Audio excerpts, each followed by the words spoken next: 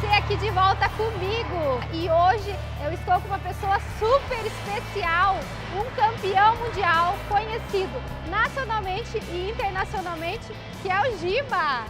Tudo bem, Gi? Tudo bom? Que alegria você estar aqui com a gente, podendo compartilhar um pouquinho de todo o seu conhecimento, sua história. Obrigado, um prazer enorme. Obrigado pelo convite. Eu acho que é bacana você ter essa conversa, essa divisão, mostrar como é importante o esporte. A gente está vivendo um mundo hoje tão sedentário, né, com tablet, computador e um monte de coisa. Então, quanto mais a gente conseguir mostrar para as pessoas que faz bem fazer o esporte, caminhar, trazer as pessoas para dentro do esporte, se mexer, é muito bom. A gente está aqui na quadra onde está acontecendo o projeto dele, que é o projeto Gibinha. Mas antes eu queria conversar um pouquinho com você sobre inspiração, sobre um pouquinho da sua história, como você começou no vôlei. Então, Gisele, eu comecei no vôlei com 11 anos de idade. Comecei, né, minha vida começou bem conturbada, com 4 meses eu tive leucemia. Então hoje até eu procuro ajudar bastante os hospitais, eu ajudo o Pequeno Príncipe, Erasmo Guettner, faço de tudo, vou lá, faço uma campanha bacana junto com eles. E com 11 anos eu fiz a arte de 150 pontos no braço, caí de uma árvore, brincando de esconde-esconde. E aí eu tive que parar de jogar vôlei. Mas o vôlei foi assim, foi uma paixão à primeira vista, a primeira vez que eu entrei na quadra. Porque eu tentei fazer tudo, eu era muito ativo, muito hiperativo, né, minha mãe dizia. E eu tentei fazer basquete, futebol, futebol de salão, natação, tênis. Mas quando eu tentei fazer o voleibol, eu me encontrei realmente. O voleibol foi um esporte que eu vi. Por quê? É um esporte coletivo que não tem contato físico, então você acaba não se irritando, você tem uma rede no meio, claro que de vez em quando um profissional você troca umas carícias debaixo da rede, mas eu entrei no vôlei assim, porque eu era um pouco esquentado quando eu era menor e o vôlei me deu essa opção de fazer um esporte coletivo, né, porque eu tentei o individual e eu não conseguia, e que não tem contato físico. E aí eu acabei me apaixonando e foram 27 anos de carreira, 20 só de seleção. Conta um pouquinho sobre as suas medalhas, quantas vezes campeão mundial, quantas vezes escolhido o melhor jogador do... Escolhido foram 6 vezes o melhor jogador e medalhas é meio difícil. A gente teve, melhor colocar assim, nós tivemos 45 competições ao longo dos 12 anos da era do Bernardinho, onde a gente teve 39 títulos. Então foi Liga Mundial, Mundial, Copa do Mundo, Olimpíada. Se a gente for colocar por títulos, né, por importância de títulos, foi a Olimpíada, uma vez, e 2 pratas, 3 vezes campeão mundial, 8 vezes da Liga Mundial, 2 vezes da Copa do Mundo, 2 vezes da World Grand Cup, que é a Copa Continental. Assim, tiveram vários títulos. E agora a gente falando sobre o projeto, você parou de jogar vôlei e aí partiu para a parte de empresário, mas também quis fazer com que o seu projeto, que foi a sua vida, também transformar a vida de outras crianças, né? Na verdade, esse projeto eu já tenho esse sonho desde quando eu jogava. Desde quando eu comecei a entender e a preparar minha cabeça para o término da minha carreira, eu já pensava em fazer esse projeto, porque nós ganhamos tanto, nós temos tanto, a gente não custa nada retribuir, né? Eu falei para as crianças agora, pelo amor de Deus, a primeira coisa que eu quero de vocês é não larguem a escola, estudem e façam esporte, é muito importante. A gente tem um exemplo dos Estados Unidos, que o atleta quando ele vai para os Estados Unidos daqui do Brasil, ele vai com bolsa para estudar e fazer esporte, ele não vai com bolsa de esporte para estudar. Então a gente tem que dar essa importância realmente. E esse projeto ele foi montado principalmente também numa preocupação muito grande mundial hoje, que é a obesidade infantil. A gente está vendo quanto a diabetes aumentou, problemas cardiorrespiratórios. Então a gente está trabalhando bastante isso com as crianças. A gente tem uma clínica que faz toda a pesagem, altura, biopedância, acompanhamento dessas crianças para ver se a metodologia está certa, como as coisas estão indo. Então eu tentei alinhar as coisas bem direitinho e principalmente ajudando eles. E o mais legal também, Gisele, é que os pais começaram a fazer o vôlei. Eles falaram, nossa, o meu filho está me incentivando a vir para o esporte. Quando eu entrei no projeto Gibinha, mudou tudo. Eu era bem gordinho, agora eu estou mais magro. Minha alimentação mudou muito. Antes do projeto, eu não fazia nada em casa e eu ficava só sentado.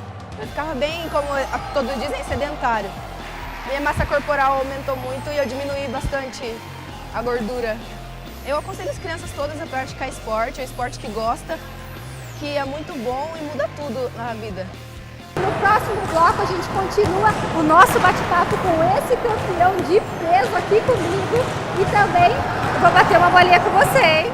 Vambora! Vou aprender, né? Vai conseguir, Altura. vai conseguir.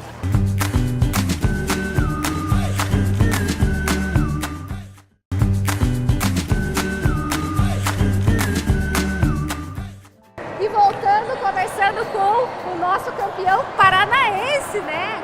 O grande Giba. A gente estava falando um pouquinho sobre o livro dele, que é Giba Neles, que ele lançou em 2015 e conta um pouquinho da história, um pouquinho da trajetória, né? Ele fala desde o começo da minha trajetória, na verdade, até quando eu parei de jogar, né? Até a minha aposentadoria, que foi em 2014.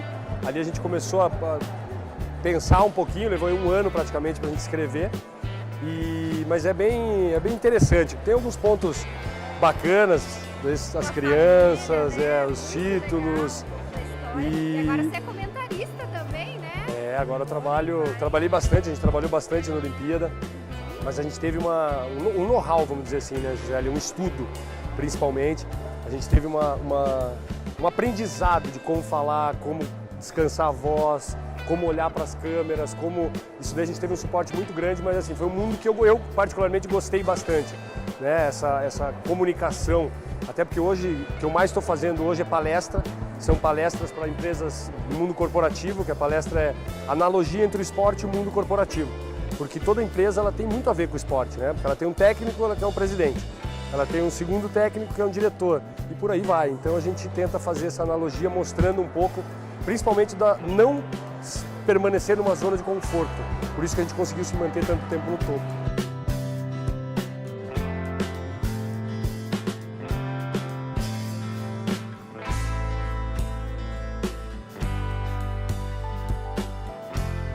Não importa o esporte, né? Até porque aqui no projeto a gente tem as crianças de 6 a 16 anos.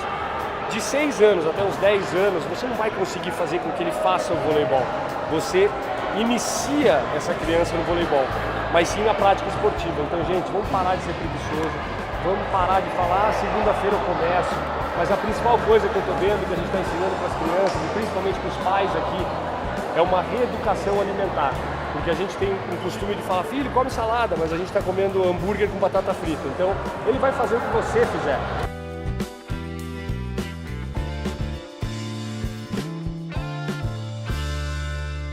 Os americanos, eles são altamente focados em dietas restritivas, em seguir padrões, em cortar determinados nutrientes, tem uma preocupação exagerada com determinadas coisas. E apesar disso, eles têm muita obesidade, muito problema de saúde, muito problema cardiometabólico. Enquanto os franceses, eles têm uma visão muito menos estressante da comida. Eles têm um foco muito mais no prazer, muito menos na penalização. E eles têm um índice de obesidade que é 4 vezes menor que os Estados Unidos e muito menos morte do coração. Então, o que a gente está vendo cada vez mais? Você ficar focado na estética, seguindo paranoias, se sacrificando, não tem o resultado pela adaptação que eu falei anteriormente, e além disso, induz um comportamento que pode te trazer muito mais problemas de saúde do que uma alimentação mais tranquila. Porque se você pensar mesmo no seu nível cerebral, os hormônios que você libera quando você se estressa, quando você cria paranoia, eles também fazem mal à saúde, entende? Então a gente costuma sempre dar o exemplo, né, nessas palestras, e isso está sendo muito interessante. Como eu falei, não só na parte esportiva, mas na parte alimentar também, os pais começaram a interagir com os filhos cobram dos pais e os pais cobram dos filhos. Então acabou sendo uma coisa divertida, uma brincadeira legal que a gente está fazendo aqui dentro, ensinando isso. Então, para com esse negócio de segunda-feira, a gente começa agora, hoje. Então, primeiro eu quero te agradecer, principalmente por todas essas dicas e aí o incentivo pra galera. E aí, vamos partir pro jogo? Vambora? Vamos lá? Vem com a gente. Vem também.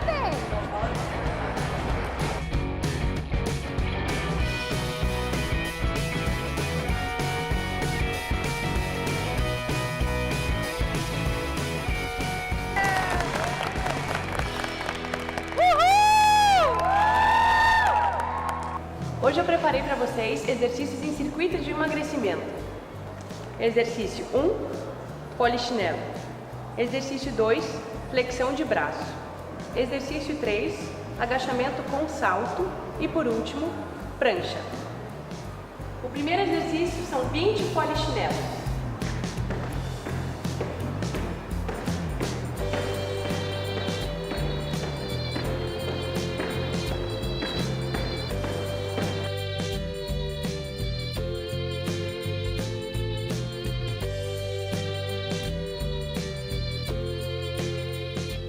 O segundo exercício é flexão de braço. Para os mais avançados, a gente pode fazer com a perna totalmente estendida. Para os iniciantes, com o apoio de joelho. 10 vezes.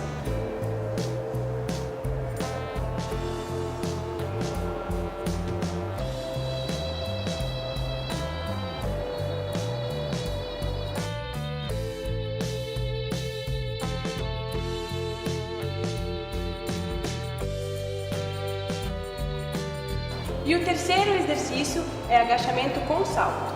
Vai afastar um pouco as pernas, agachou e saltou. 10 vezes.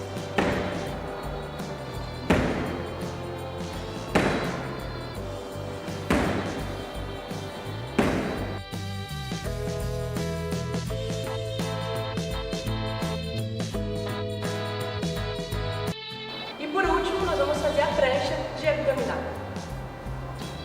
Apoiou o cotovelo, quadril para baixo. E vai segurar 30 segundos.